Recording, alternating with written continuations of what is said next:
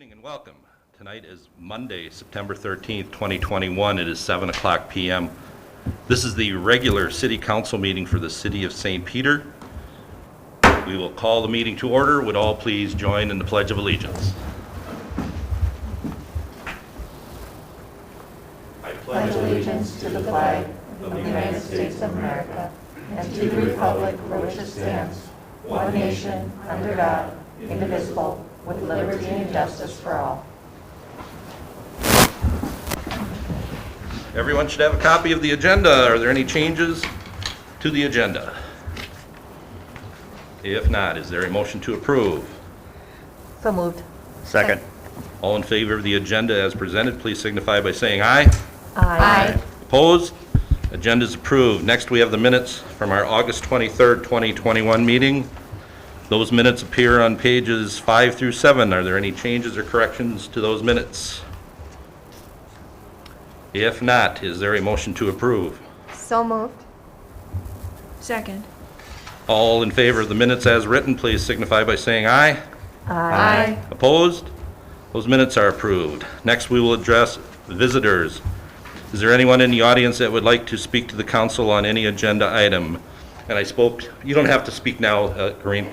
I spoke to the Brinkies earlier, so they're reserving the fact they may or may not speak when it comes to item number H, or letter H on our new business. So when it comes to that item, if you feel you want to speak, then we can do it. We'll do it at that time.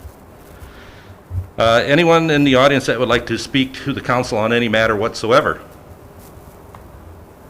Seeing no one, we will move on to the consent agenda. The consent agenda begins in detail on page 8 and concludes with the resolution.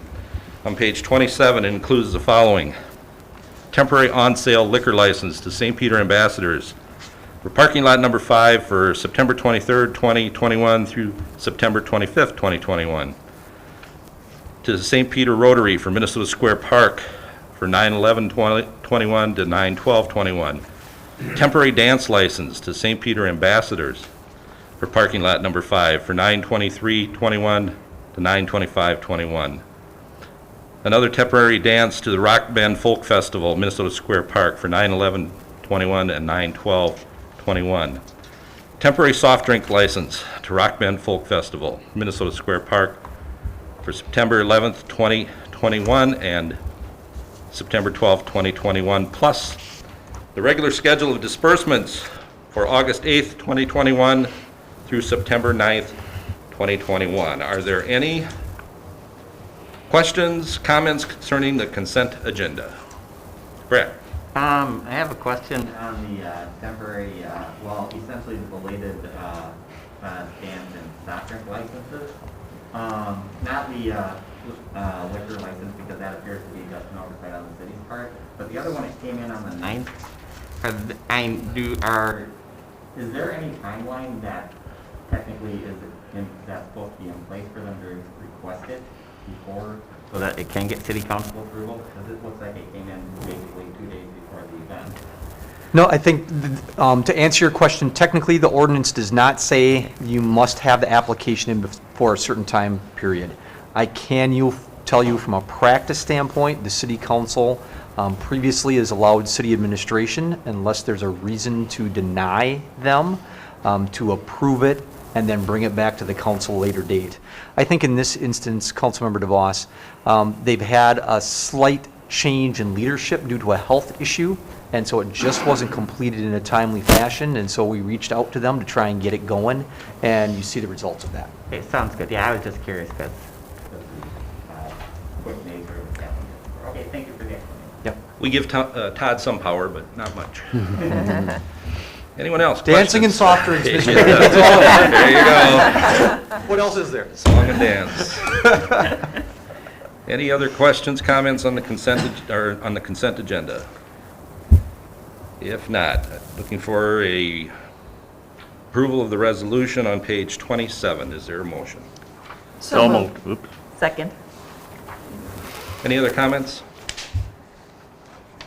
Call the roll, please, Barb. Councilmember DeVos.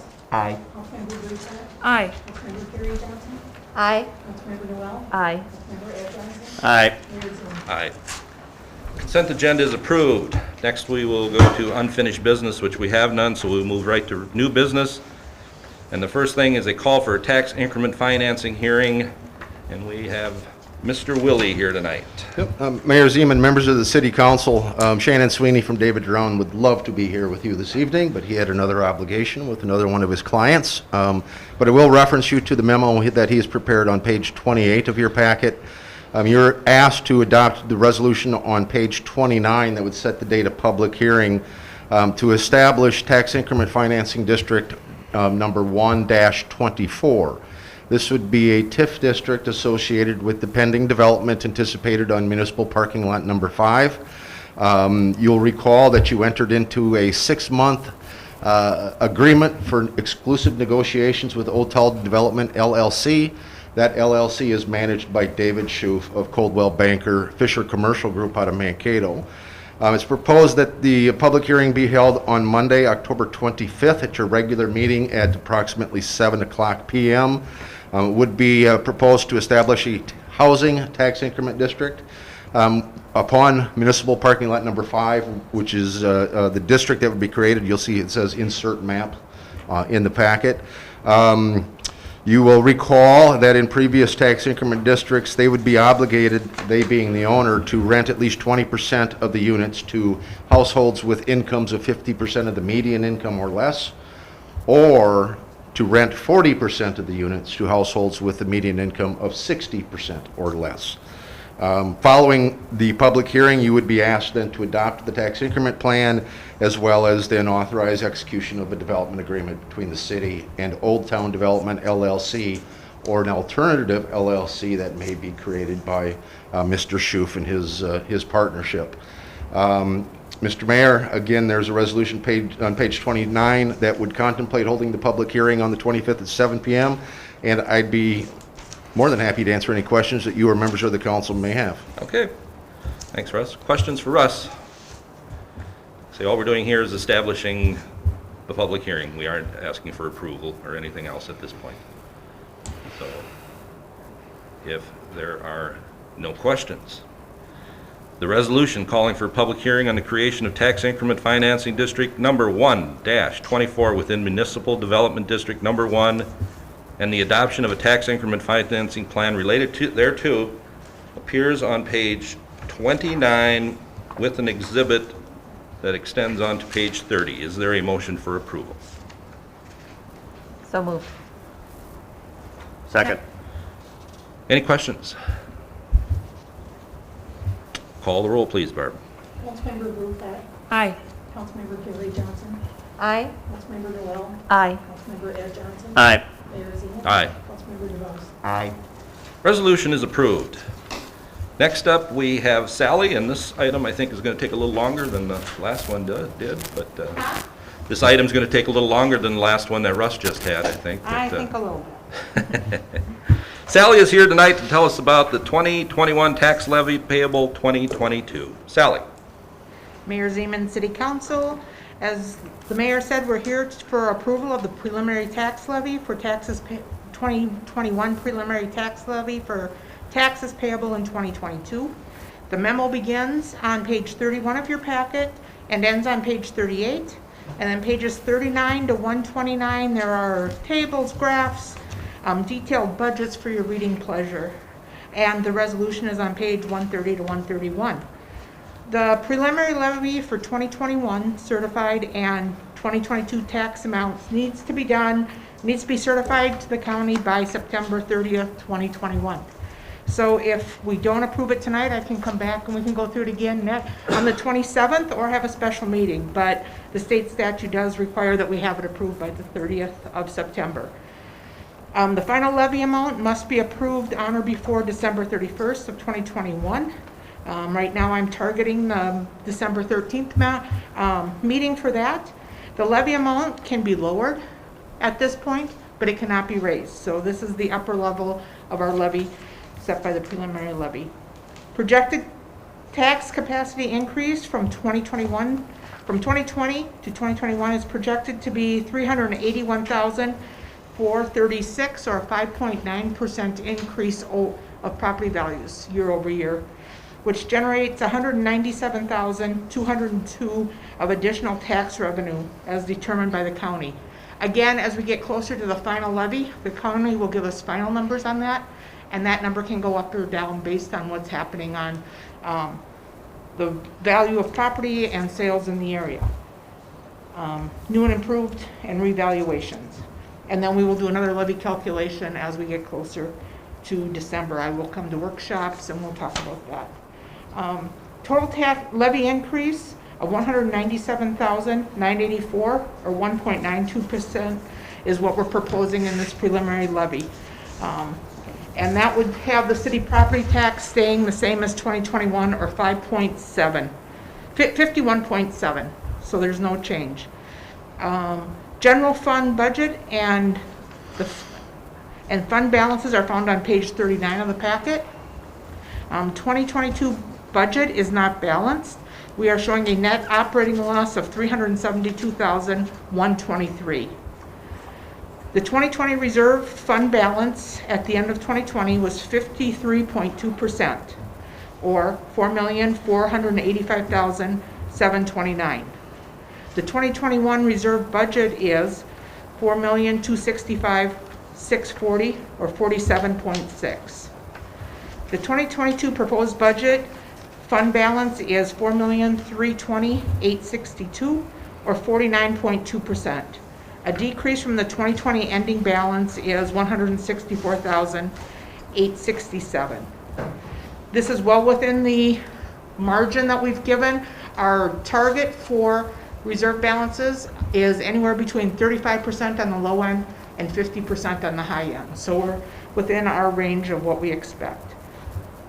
Expenditures increase of $523,248 or 6.2% over the 21 budget. Drivers are personnel costs of about $140,000.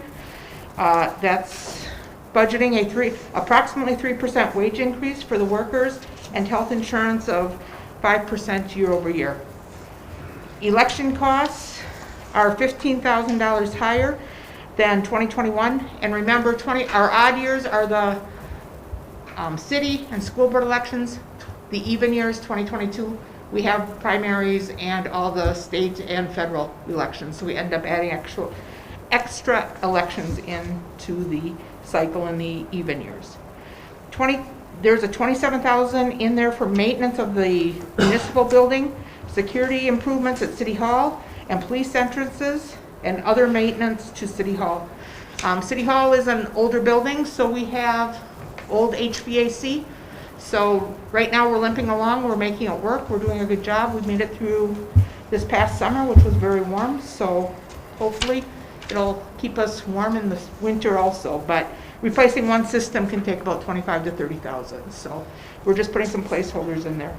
Public Works has about $60,000 for improvements out on the St. Julian Street, improved to the east north lot of the gate for drainage, pave area west of the building, and repair east entrance to building B. And then we're going to replace an 11-year-old copier scanner just because of the wear and tear, and that needs to be updated. Street maintenance includes a $50,000 for ADA transition plan for sidewalks. We did this for years 18, 19, and 20. We did not do it in 21. We're reestablishing that program for 2022. Parks is up $385,000.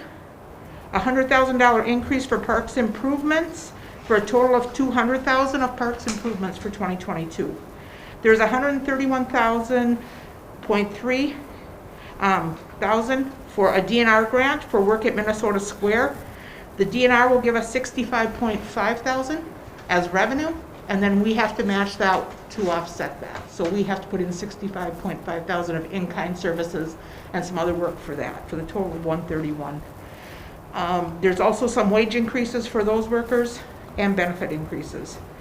$22,500 for the fire department, $7,500 for the 6th year to replace turnout gear, and $15,000 for the 2nd year to replace SCBA equipment.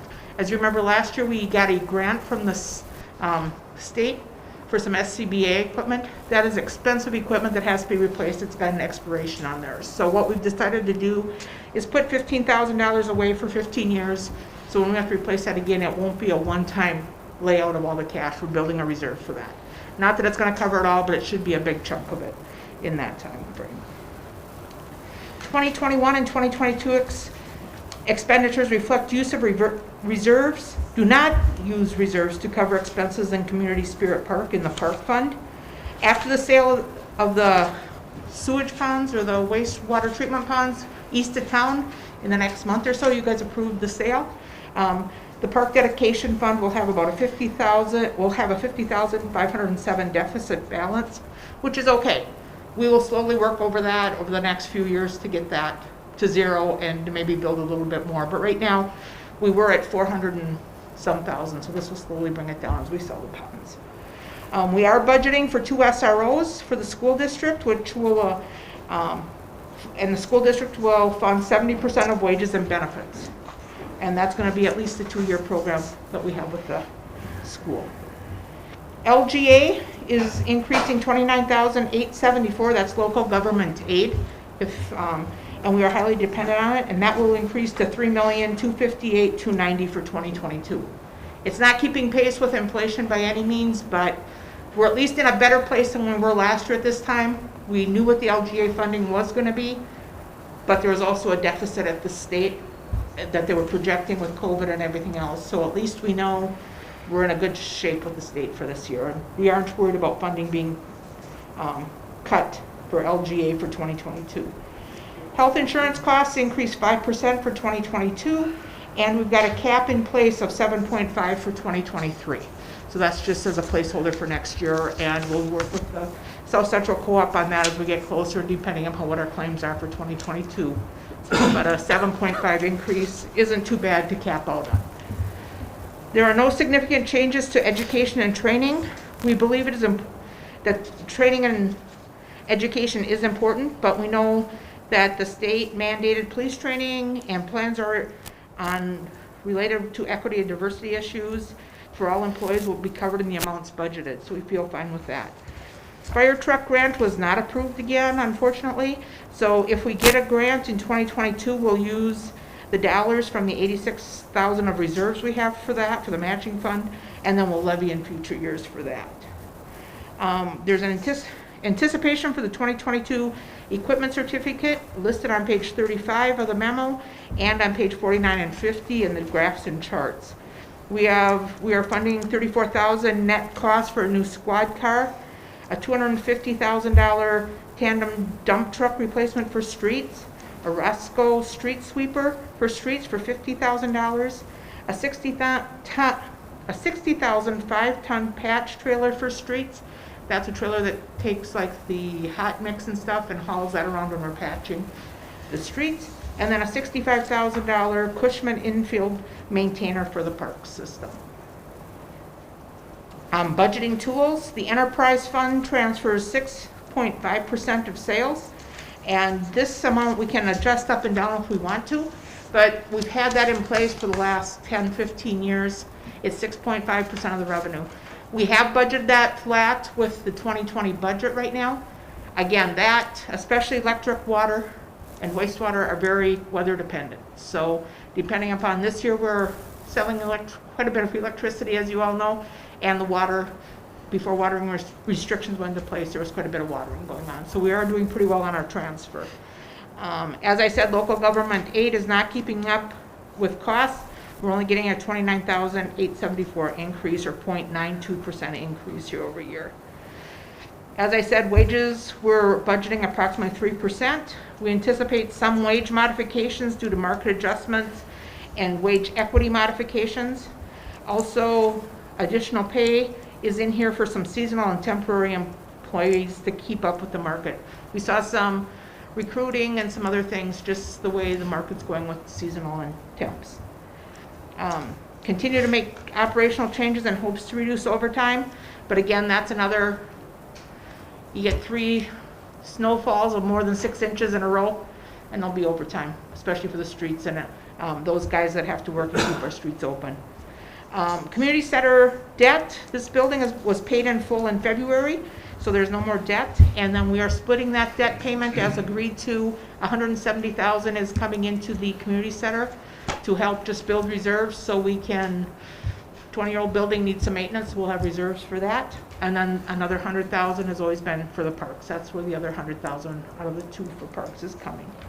Fire relief is in great shape. There's no levy needed for fire relief. They're fully funded for their pension, so that's good. They're over 100%, so we don't have to kick in until they're at about 90%. So we're good there. And then we have an insurance. We are not contributing anything to the insurance fund for 2022. And at the end of 2021, there's a $77,000 projected fund balance there. No planned system-wide increases for rec fees for 2022. We're trying to keep it at a 40-60 split between fees and levies. We've gotten some nice donations from our citizens to help with funding some scholarships for kids to participate in sports and other rec programs, so hopefully that will help us with the 40-60 split. We'll watch that in future years. Joey and I will be watching that and see what happens and try and keep on that.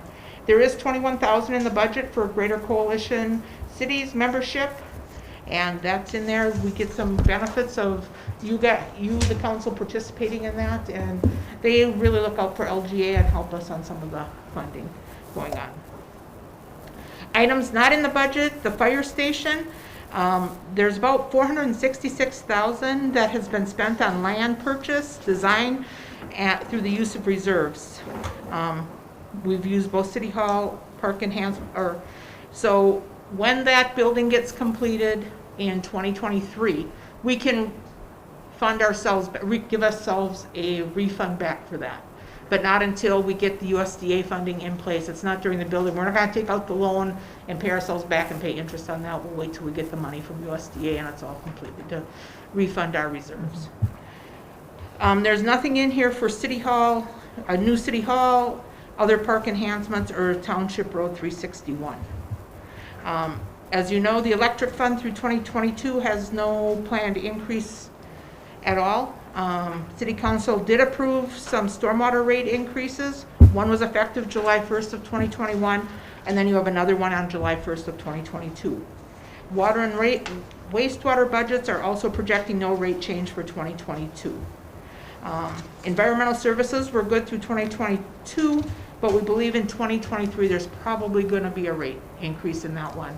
The cost of garbage pickups and recycling and the streets downtown and everything else, that just seems to be going up.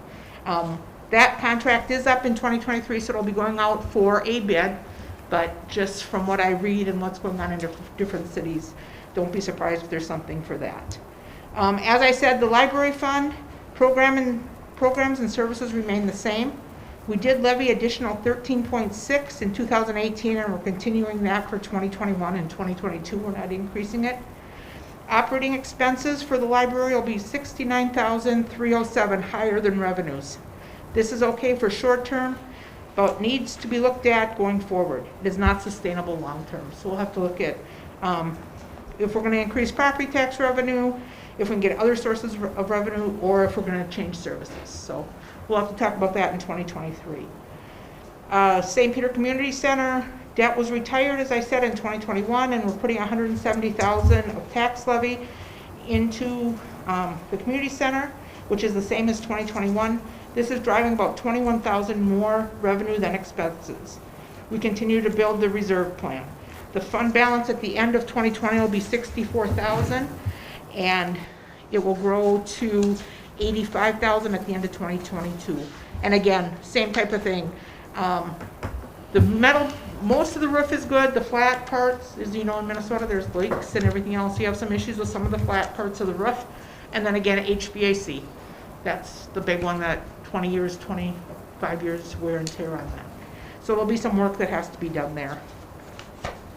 There's many variations that we can do, but I think we've come with a realistic budget to you guys, and we're asking you to approve the levy. At leaving the levy flat year over year at 51.7. which would be no impact, no change to a house if their property value hadn't changed year over year. Questions? Questions for Sally? Carrie? We've talked about this before. Thank you for always for being so detailed and providing all the information for us. My suggestion or thought about when we share with the community or share in the hot sheet with residents, to give them an idea of what the impact is when we say if your property valuation hasn't changed, this is what it'll look like on your tax bill. I remember last year we provided a little bit more estimation to give residents an idea, especially if their values went up. Is that something we can do in future communications out? Because I think that's helpful. That is on page 41 of the packet, I believe, Carrie. So, but in like hot sheet and communications, we can do that too with, maybe it doesn't need to look like that, but, you know, but this is perfect for us. Yes, we can. Okay. Thank you. Yep. Anyone else? What we're doing tonight is just setting the levy rate. We are not, this isn't, Setting the levy Sally said it's not dollars. etched in stone, but we got the chisel ready to start doing that. Sally, I have, the Minnesota, I'm going to preface this, the Minnesota Property Tax Code is probably, if not the most complicated in the country. Correct. I'm looking back on page 31 in 2014, our levy rate was 51.13, and this year we're proposing 51.7. If our levy rate is staying that way, why have my taxes gone up over the last 7 years? Because of your property value at that point and what the different property, Okay. it's a change in your property value. So people realize that, you can sit there and we can say these rates aren't changing much, but Minnesota has what's called an ad valorem tax code, which means at value. So when people's values go up, everything else being the same, your taxes are going to go up because of the levy rate. Two other things, or one other thing in general. People say, well, my taxes are going up. We're only basically 1/3 of the formula here. The county and the schools make up about 1/3 each. So we can't control what they do, but people kind of look just overall, what are my taxes doing? And not to say that theirs have gone up appreciably either, but it's something that people need to consider when looking at taxes. Any other questions or comments? All right. The resolution adopting the preliminary 2021 tax levy collectible in 2022 appears on pages 130 and 131. Is there a motion for approval? So moved. Second? Any other questions or comments? Call the roll, please. Councilmember Sherry Johnson. Aye. Councilmember Noel. Aye. Councilmember Ed Johnson. Aye. Mayor Zeman. Aye. Councilmember DeVos. Aye. Councilmember Bluefett. Aye. Resolution is approved. Thank you, Sally. Thank you.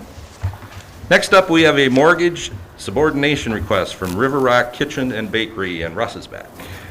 Yeah, Mayor Zeman, sit down before I get going here. Mayor Zeman, members of the council, in 2016, the city made a $40,000 revolving loan to Christine, everybody knows her as Montana Rasmussen, from River Rock Kitchen and Bakery.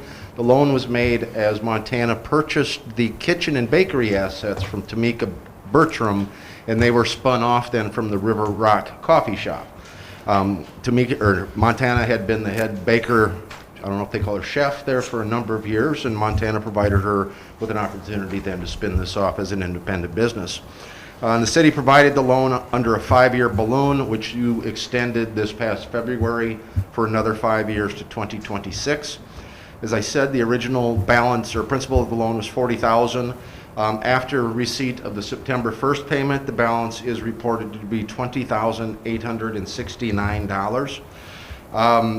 Given that Montana did not own the real estate in which she located, the note is secured partially by a mortgage that's recorded against her private residence on 4th Street.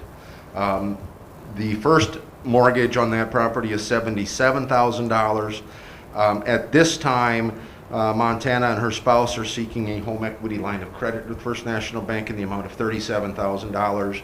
And as per the bank's lending regulations, they have asked then that the city would subordinate the balance of its loan, the $20,869, to a new mortgage to be filed by First National Bank then in the amount of $37,000. The property was appraised in November of 2020 at $135,000. If you were to approve, there would be a $77,000 first mortgage, but the outstanding principal is not $77,000. There would be a new line of credit for $37,000, and then the city's exposure at this time on its mortgage would be $20,869 for a total of $134,869. The EDA policies does allow collateralization up to 100% of an appraised value. So it would fall in within the existing guidelines established by the EDA and Council. And I will note that the EDA has recommended that you provide the approval as requested by Montana and her spouse. I'd answer any questions you may have, Mayor or members of the Council. Questions for Russ? Russ, the EDA, no problem, as you said? No, not at all. Okay, as you stated, I should say. All right. There are no questions. The resolution approving the subordination of city-held mortgage securing revolving loan made to River Rock Kitchen and Bakery to a new $37,000 home equity line of credit by First National Bank appears on page 134. Is there a motion for approval? So moved. Second. Any questions or comments now? Call the roll, please, Barb. Councilmember Noel? Aye. Councilmember Ed Johnson? Aye. Mayor Zeman? Aye. Councilmember DeVos? Aye. Councilmember Blumenthal? Aye. Councilmember Carrie Johnson? Aye. Resolution is approved. We have Russ again for a revolving loan request from Malin Hala, Meat and Grocery Store. Russ. Very good. The Only Malin took me Halal three Meat and times. Grocery Store is operating at 212 South Minnesota Avenue. You have received a request for a revolving loan from Karimo Abdullahi, who is the owner of the establishment. And Ms. Abdullahi is requesting a $3,834.98 revolving loan to purchase store fixtures and furnishings, namely a refrigerated deli case, a commercial coffee maker, a stainless steel kitchen and table, and then a table and chairs where she could have a couple of her patrons sit down and enjoy some coffee and perhaps some pastry. It is proposed that the loan be structured in a manner that would accommodate the Sharia-compliant lending practices of the Muslim faith. And in this instance, the accommodation is very minor. Instead of charging a 3.25% rate of interest, which is the U.S. prime rate, which is part of the EDA's policy, a mutually agreed upon profit of 3.25% would be charged to the loan and would be repaid as they'd make monthly installment payments. The impact to the city/EDA would be negligible. The only difference would be she would have the same profit fee charged each month. It's like $6.02. If it was interest, it would start, the first one would be about $11 interest. Of course, the last payment at the end of the 3 years would be maybe 50 cents. But in this case, it would be $6, and I believe it's 2 cents every single month. So the city at the end, if the loan is successfully repaid, would actually have no impact. You've gotten every nickel back as if you had made a conventional loan. In my view, it would be recommended you make a minor alteration to the policy. A second one would be that in this case, there's no projected or anticipated primary project lender. Given that it's a small $3,800 loan, it was thought that perhaps it wasn't necessary. Also, we're not aware of any of the local lending institutions that could provide culturally appropriate lending products that are available in the immediate area. I would say that if you were agreed to this structure where the EDA providing 90%, the Malin Halal Meat and Grocery Store would provide 10%. It would be similar to a loan that had previously been made to Dwight Schmidt as he was at Oodles. And we did 100% with no bank. It was a small, I believe, $3,000 loan in that area. And then we took 3 catering vans of different values as the collateralization in that loan. So if you were to approve this, we would process the $3,834.98 loan.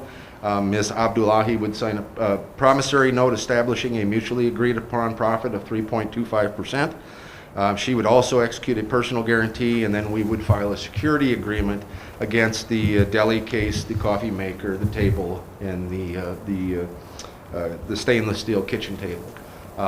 It's proposed that the note be provided on a 3-year amortization. So, EDA again has recommended that the City Council approve the loan as it's proposed. And again, Mr. Mayor, I'd answer any questions you or members of the council might have. All right, questions for Russ? Shannon? Thank you. You had sort of referenced this, but the one question I had was whether or not the EDA was considering a policy change to make a Sharia compliant loan an option. Yeah, this was kind of that first step. Yeah. We haven't had something formally presented, but we did go through the action with the EDA, and they seemed to be in agreement. Looked at another option, and that would be to do a lease purchase, or yes, where the EDA would actually purchase the asset, enter into a 3-year lease. At the end of the term, Ms. Abdullahi would obtain ownership. But that perhaps would necessitate a full policy change. But again, there is some precedent with the previous loan made to Oodles Cafe, which is now Nicollet Cafe, 15 years ago, where we did do a majority of the funding without a primary bank, and then we took some collateral that perhaps wouldn't be acceptable to a conventional institution, a financial institution. So. Okay. Anyone else? Emily?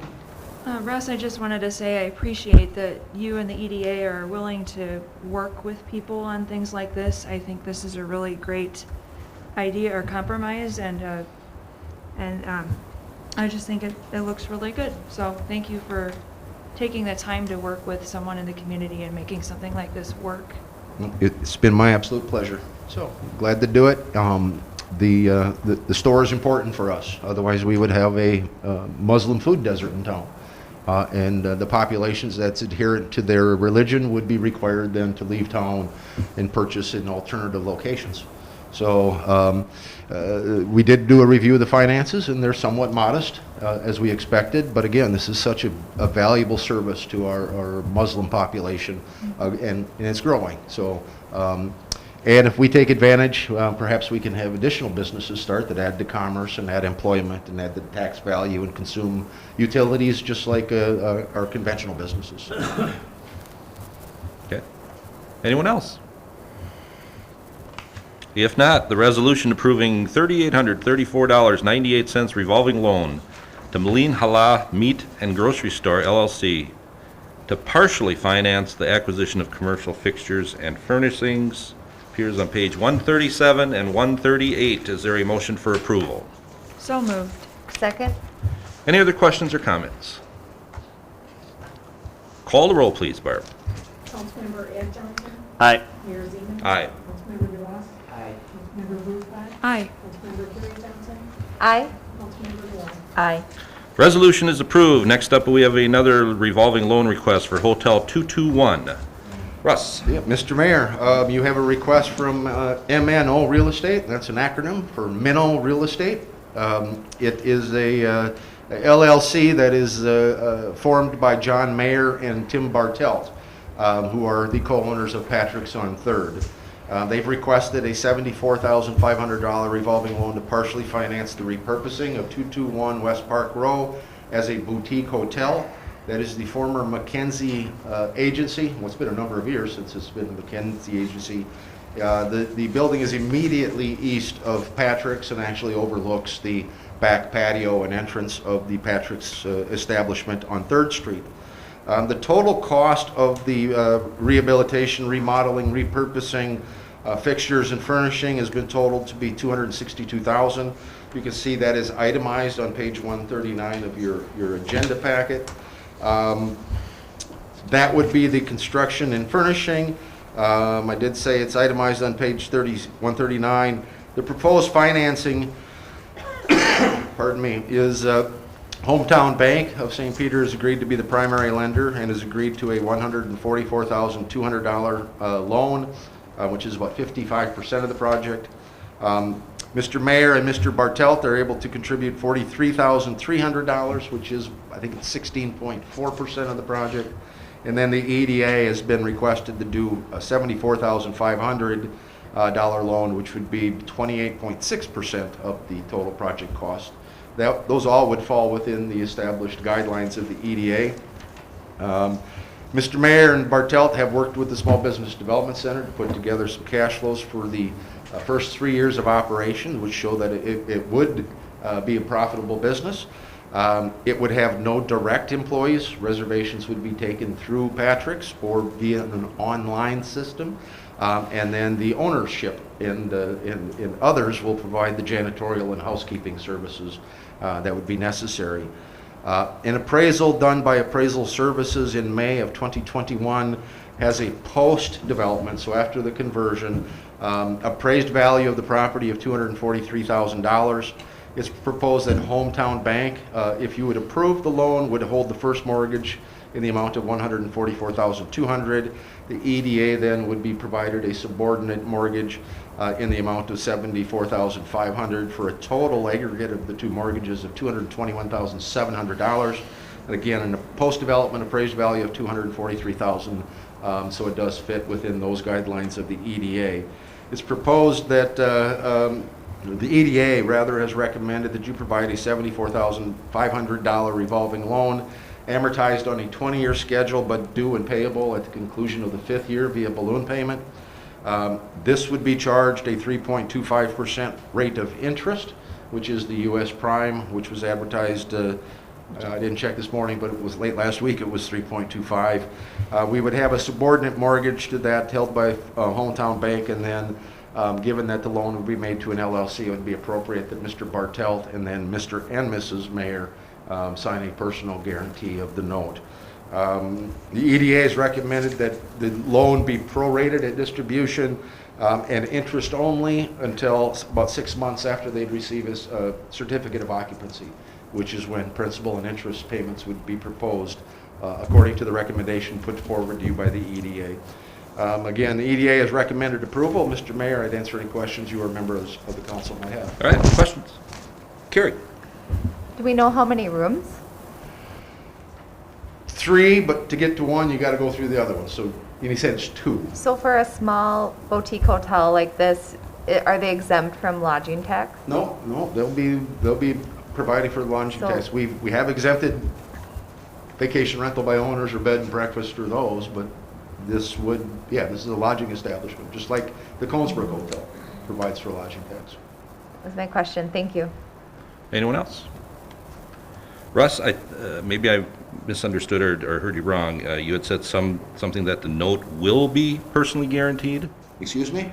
You said the note would be personally guaranteed by, It would be by John and Tamara, Mayor, as well as Tim Bartell. why does number 5 on page 141 say the note will, oh, I'm sorry, my mistake. I thought there was a nod in there. Very well could have been, but. I looked at it wrong, I'm sorry. The other question I had, Russ, was, and I'm not sure how it applies here, I didn't dig into it that far, but I think the city has a code where it says you cannot have an occupancy on the main floor on a frontage in a commercial property.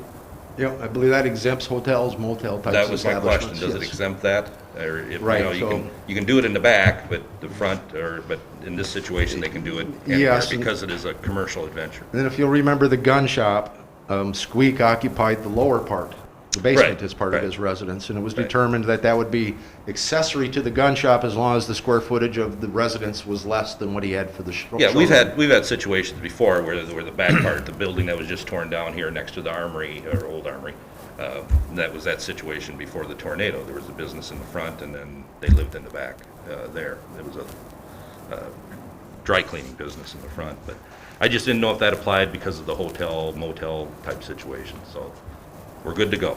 All right. Sorry about that other overlook that's that all I right. had here. Anyone else?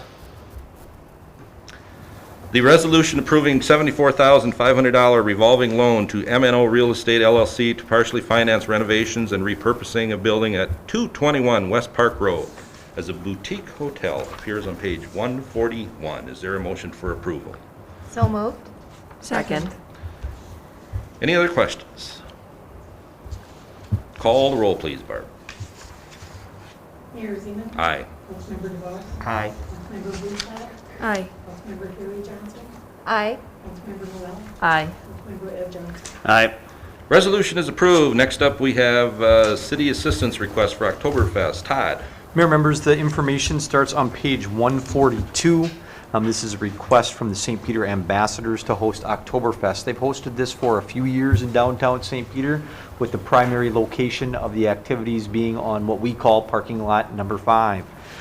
This request is very similar to what you've seen in previous years, and the request is to start using parking lot number 5 at noontime on September 22nd and run through the weekend with a cleanup on September 26th, ending the day on September 26th. This is slightly different than what we've seen in previous years in one material respect, and that they are looking to have what I would consider a more formalized parade along 3rd Street. In the past, they've provided a very informal parade, maybe using the alleys or using the sidewalk area, but they're looking to do something a little bit more formal along 3rd Street. And they would look to have police participation during that, essentially from the area of Broadway on 3rd Street, traveling south to the intersection on Mulberry. So want you to be aware of that slight change from what we've seen in the past. They'd be required to provide insurance as requested from all festival events and activities that are using city property. In this instance, the city property is your parking lot and also your streets and sidewalks.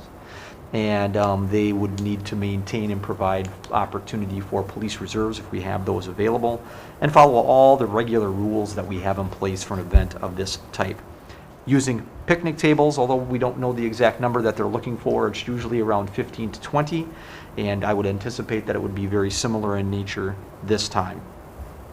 Mr. Mayor, I'd be happy to answer any questions that you or the council members might have, including mentioning that, of course, they have to have hand washing stations, portable restrooms, handicap accessible restrooms, all the normal things that we see for events of this type. One other thing that I'll mention that will come up potentially in the future to the council to review is that they are required to provide barricades or fencing around the principal activity area. That's really required as a part of the liquor licensing requirements under state statute, so that's required as well. Again, happy to answer any questions that you might have, Mr. Mayor, Right. members. Questions? Brett? Just curious, this is actually more forward thinking, is if a great big building is built on this parking lot, are there any thoughts going forward as to where Oktoberfest might be in the future? Have they asked you about any potential places in the city for that? So I've had a couple of discussions with organizers about this, and if your question is, have there been other thoughts? There have been lots of other thoughts, but I don't know that they've come to a conclusion on where that might be. I think right now, frankly, they're trying to get to this event and through this event, and then as this event closes out, there'll be more discussion about that. But they have talked about Minnesota Square Park or the fairgrounds, but they have indicated very clearly, at least to me, at least the organizers have, that they would prefer to remain in a downtown area. So that's what I know at this point. Anyone else? Todd, you mentioned about the barriers for alcohol, for controlling. Yep. How come we don't require that at Minnesota Square Park? It's a little bit different situation that we have in Minnesota Square Park, and so the rules are different as it applies to that area. The council certainly could look at its practice and its policy related to that, but in these situations where they're trying to do a couple of different things, one of which is prevent outside alcohol from coming in, but also control alcohol from going out, and that's why it's been viewed a little bit differently. Yeah. And one of their things is that they charge, or you have to. They're have selling a band or button yeah. or whatever to get in. So it's tough to control. And the last time we had a discussion about this, that was one of the problems they were trying to figure out how to control, that I had with Arlo, I guess it was. How do you control people at Minnesota Square Park from Right. not having a button or fee or whatever the case may be? Yep. So anyway, any other questions?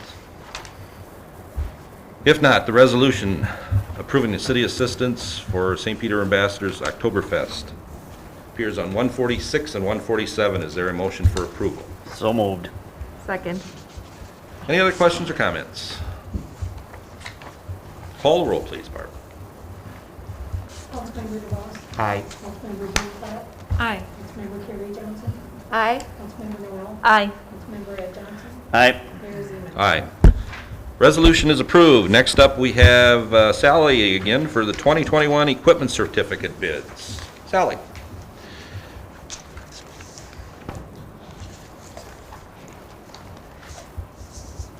Mayor Zeman and City Council, we're here tonight to present the results of the 2021 Equipment Certificate formal bid process. The memo begins on page 48 of your packet and ends on page 149. The amount of the equipment certificate is $546,000 over 5 years, with projected principal payments of $109,200 plus interest for each of the 5 years. The first payment will be due on October 1st of 2022, and the final payment will be October 1st of 2026. Purchases approved with the general fund budget on December 9th, 2020 were for the following purchases. A police squad car for $34,000, a $90,000 snow blower for streets, a $60,000 traverse lift for public works admin, a $45,000 front end mower for parks, a $45,000 Kubota tractor for parks, a $37,000 tool cat for parks, $40,000 on the pickleball courts, which were finished up last week, the painting, they look great, and a $40,000 enhancements for Minnesota Square Parks, and $155,000 for the restroom at Community Spirit Park. We sent out 5 formal bid proposals and also posted the bid on our website. We received bids from Pioneer Bank, Hometown Bank, First National Bank, and Bremer Bank in Mankato. Pioneer was the low bid with interest rates from 0.5% to an increase of 1% over 5 years. Total cost of the equipment certificate will be $559,983.60, of which $13,813.80 is in interest. And that was by Pioneer Bank. First National Bank's total cost was $565,986.60. Hometown's Bank total cost was $574,894.32. And Bremer Bank's total cost was $577,122. CCF Bank did not submit a bid. We are asking you to approve the resolution starting on page 150 of the packet through 155, awarding the sale of the $546,000 general obligation equipment certificates of indebtedness for 2021, fixing the form and specifications and providing for their payment to Pioneer Bank. Questions? Questions for Sally? Ed?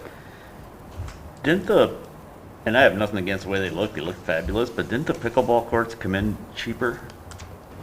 Yeah, so right now, we don't adjust that though, Ed. We'll look and see. Adjusted We'll at the put and final? take, yeah. Okay.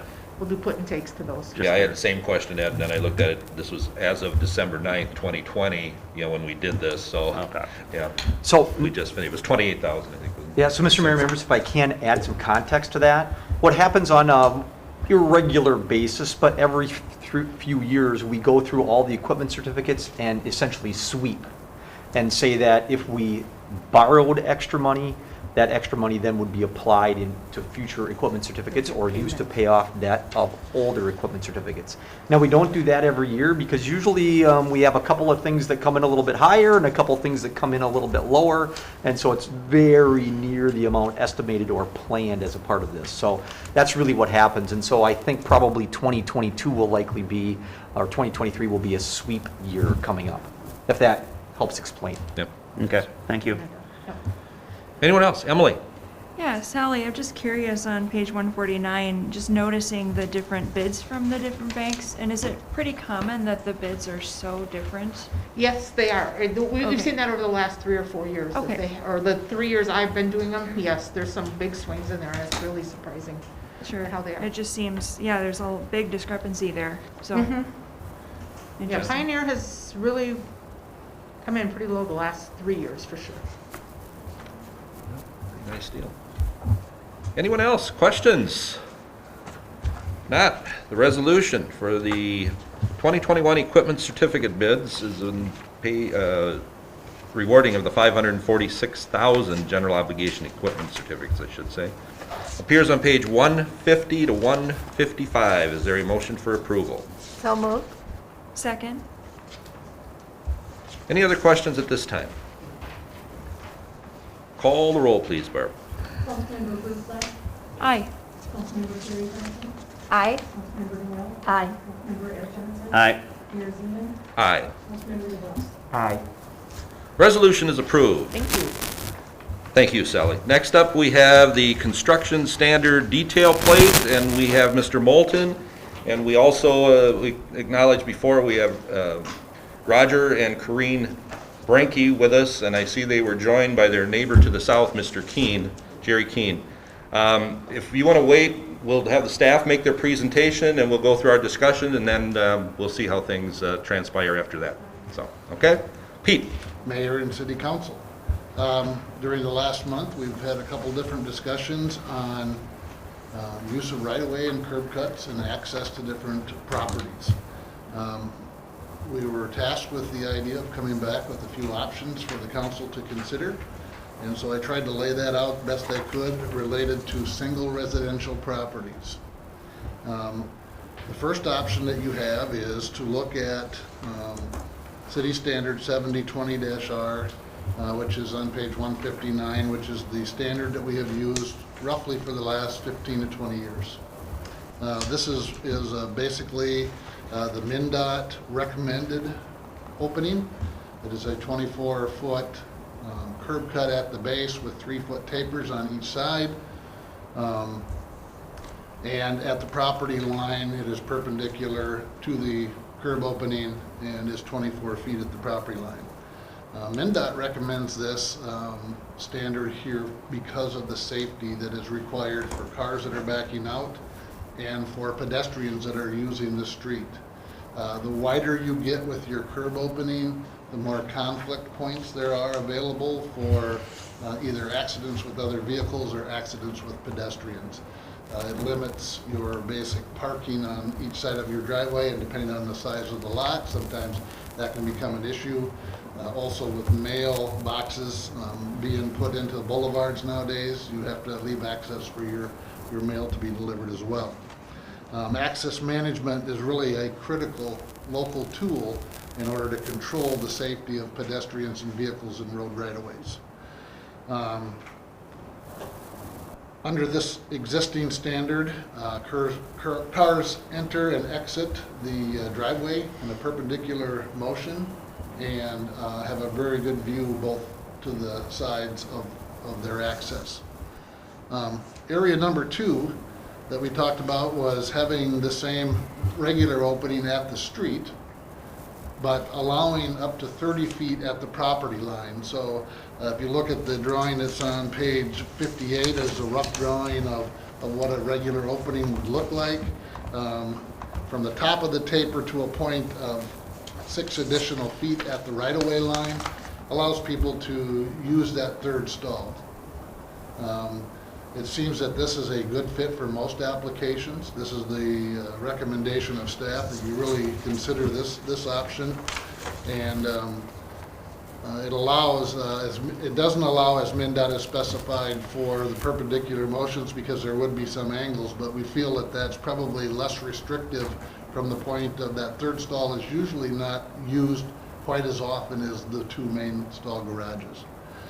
The third option you have in front of you here is to take both the opening and the property line and increase those to 30 feet. Now what this does is on smaller lots, it doesn't allow for a lot of street parking, but gives you more perpendicular access to the third stall. And so it has a variety of conflict points that do increase because of that. There's multiple cars that can be coming and going at the same time, in and out. And it is not recommended by MnDOT as far as a residential standard.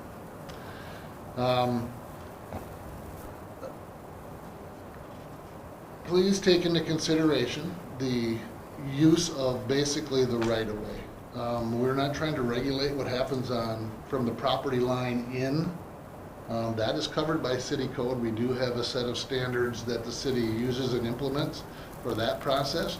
What we're really working with here is what we can allow for proper access that would not impact utilities to a large deal, boulevard plantings, and really impact our sustainability as far as the community is concerned. I'm available for questions. Okay. Questions for Pete? Emily? Yeah, Pete, I'm curious about, what do you think the, like, total impact, like, how many properties do you think this would impact over the course of the next, 5 or 10 years or something like that? I'm looking at this, and my biggest concern is that amount of impervious surface, that increase in that impervious surface, that's an environmental concern of mine, and so, can you speak to that, or do you have any idea of what that might be? We run 20-plus single-family homes a year. I would say probably half of those are three-stall garage, so the impact, I think, is minimal. It does increase, as you mentioned, the impervious surface that's going to the street. And so that's a design consideration. We need to make sure that we can handle that. But it would take quite a few of these to have an impact of that magnitude. Aesthetically wise, I think that the 30-foot opening at the right-of-way coincides with a lot of what the developments are looking like right now. And so I think aesthetically, you need a home that people have invested $300,000+ in to look aesthetically pleasing too and be useful for their application. Sure. Thank you, Pete. Carrie? I asked Todd this question earlier, but to apply for this additional use standard, you would have to have a third stall garage, not just plans for one, correct? That's correct. Right now, that's how we're proposing it. Now, we have had a few properties that have put in additional concrete next to their two-stall garage. So it's really an application process. From our point of view, it's regulated past the line. So if they say we want to put parking up here next to our two-stall garage off to the side, that is permissible because we do have a standard that sets what they can and can't do. I see. Thank you. Anyone else? Shanat? Just to clarify that point a little bit further, Yes. that's an application process. We could decline it if it impeded, mailbox access, fire hydrants, things like that. Right. There may be a situation every now and then that that's not a great fit for, but I think if they're planning, especially new construction, they can make that work. Sure. We do have a few people that do try to retrofit that doesn't always work so well. Yeah. We do try to meet with the homeowners and discuss that with them. Okay. Anyone else? Questions? Brad? Well, I think people with 3-car garages are a bunch of elitists and snobs.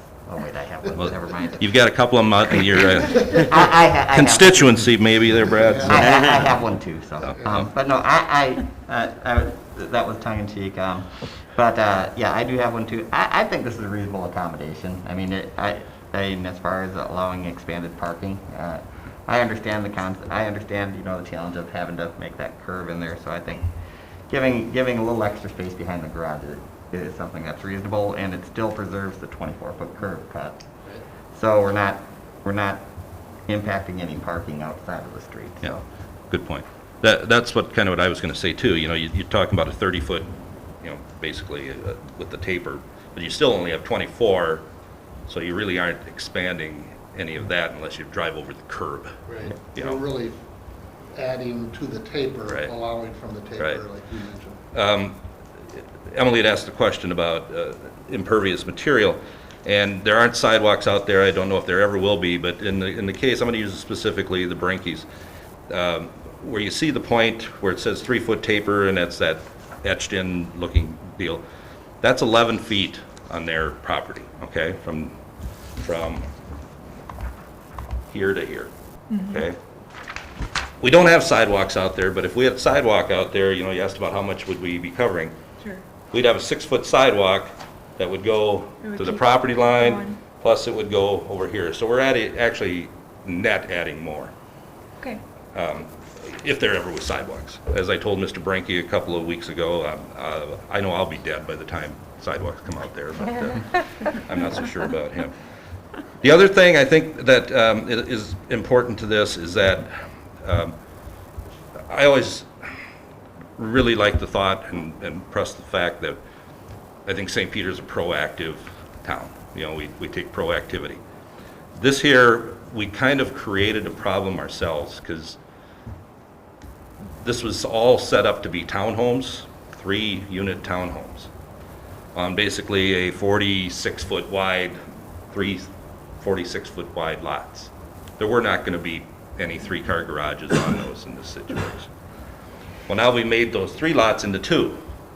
So we have a 69.5-foot lot and a 69.5-foot lot, and we have basically 11 minus 30, 20 or 19 feet for them to come into their 3rd stall garage and go like this, unless they do something unusual.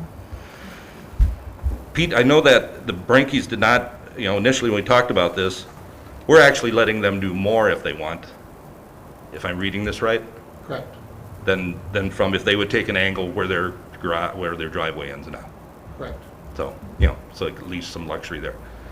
The other question that I have, and I'm going to ask it for Mr. Keene, Jerry does not have to remove any of his concrete. I do not know that, Mr. Mayor, based on what was installed. I know that the application that came in, the concrete was not installed as per the application. Okay. So we will have to take a look at that to see what is actually there versus what our standard is. Okay. Jerry, did you hear that? They're still going to be working with you on your driveway. Hopefully it'll all work out, where everything will work out. With your deal and we have a fire hydrant there, we basically have lost lots of. Yeah. So, anyway, they'll work that out with you. So, yeah, there's some things, like I say, when we changed this over a few years ago from 3 lots to 2, this never crossed my mind. It didn't cross, I don't think, anybody's mind, but once we did that, there's enough space to put in a 3-car garage. So I think we have to be accommodative to some of this stuff.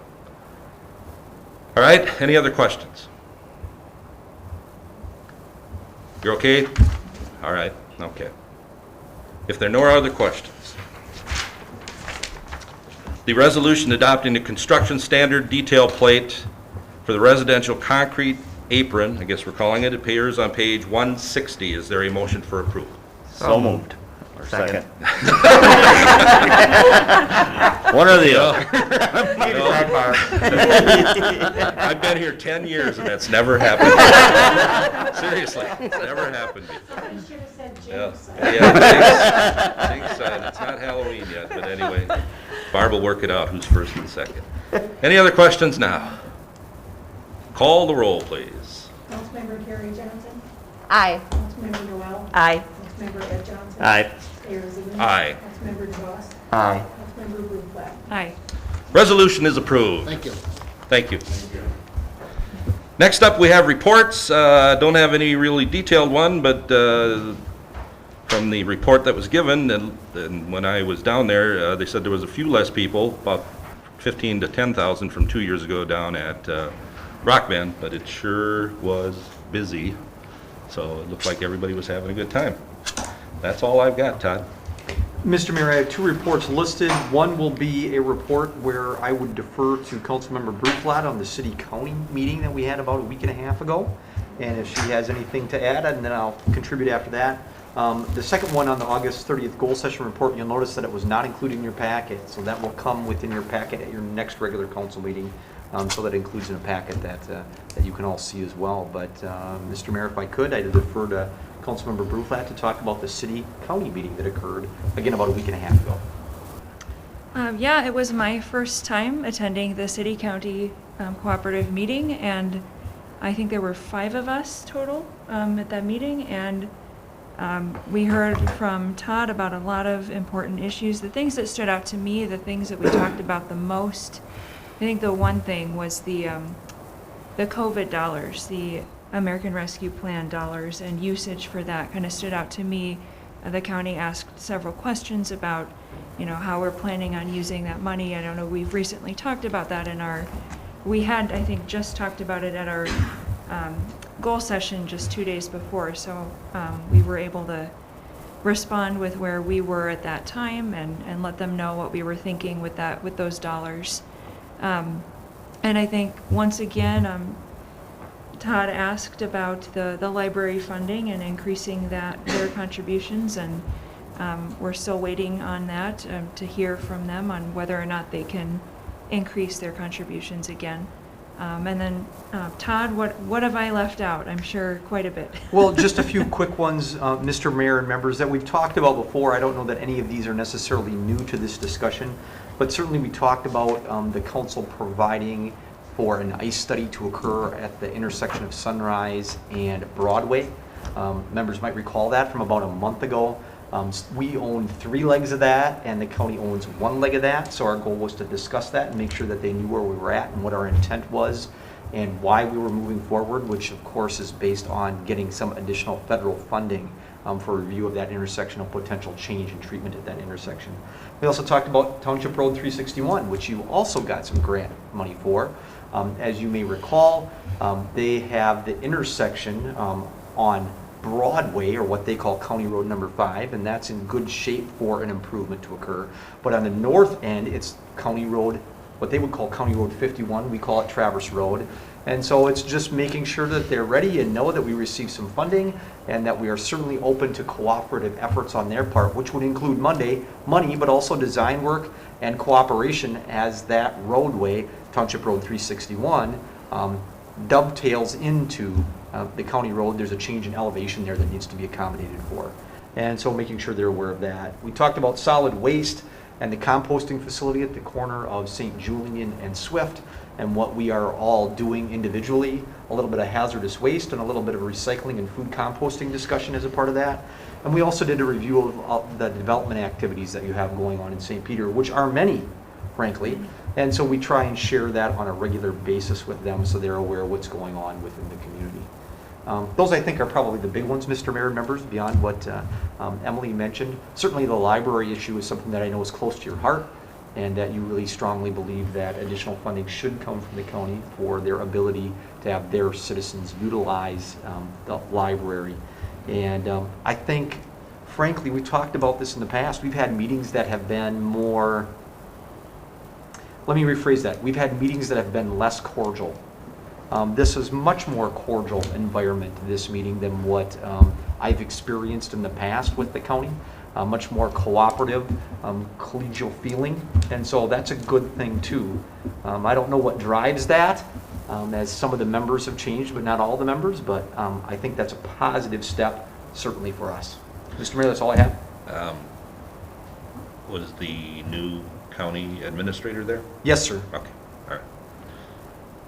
All right, did you have anything else, Tom? No, Mr. Mayor, I do owe you a report on the goal-setting session. That'll come out in your next council Okay. packet. All right. I apologize for not having that ready for this meeting. Originally it was planned to be on this meeting, but I just didn't have it ready. So we do have a change to the agenda. I guess that's true. All right. Anyone else have anything for the cause? If not, is there a motion to adjourn? Ed'll make a motion to adjourn. Second. All in favor of adjournment, please signify by saying aye. Aye. Opposed? We are adjourned. Thank you.